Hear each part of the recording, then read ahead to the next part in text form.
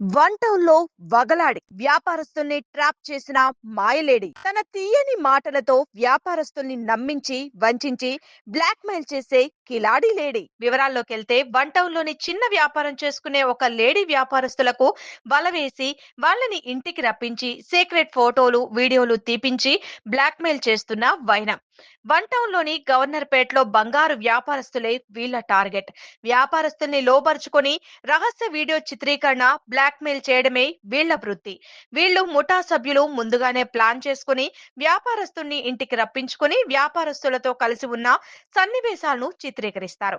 ఆ చిత్రీకరించిన వీడియోలను వ్యాపారస్తులకు పంపి లక్షల్లో డిమాండ్ చేసి బెదిరిస్తున్నారు.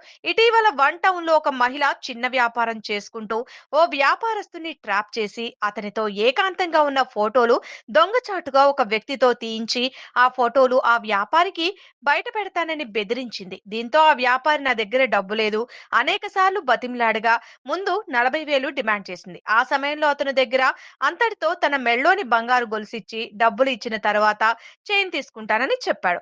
ఆ వ్యాపారి బయటికి వచ్చి ఆ విషయం తన స్నేహితుల దగ్గర చెప్పగా, నువ్వు గొలుసు ఎందుకు ఇచ్చావు వెళ్లి అడుగు అని చెప్పగా మళ్ళీ వెళ్లి తన గొలుసు ఇమ్మని అడిగాడు. ఆమె వెళ్లి వన్ టౌన్ పోలీస్ స్టేషన్ లో తాను ఒంటరిగా ఉన్నప్పుడు వ్యాపారి తన ఇంట్లోకి ప్రవేశించి తనపై లైంగిక దాడికి పాల్పడ్డాడని ఫిర్యాదు చేసింది.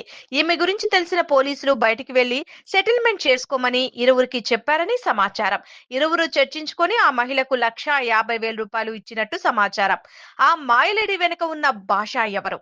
ఆ మహిళ వెనుక భాష అనే ఒక వ్యక్తి ఉన్నట్లు ఆ మహిళతో వ్యాపారి ఏకాంతంగా ఉన్నప్పుడు ఆ వ్యక్తి ఫోటోలు తీసి తన నడుముకున్న బెల్ట్ తీసి బెదిరిస్తున్నట్లు సమాచారం.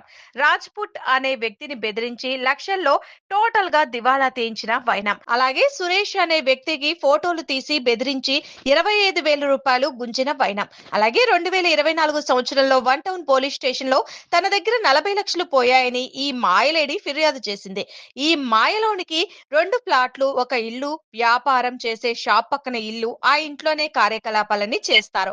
అవి వీరి చేతిలో మోసపోయిన వ్యాపారస్తులు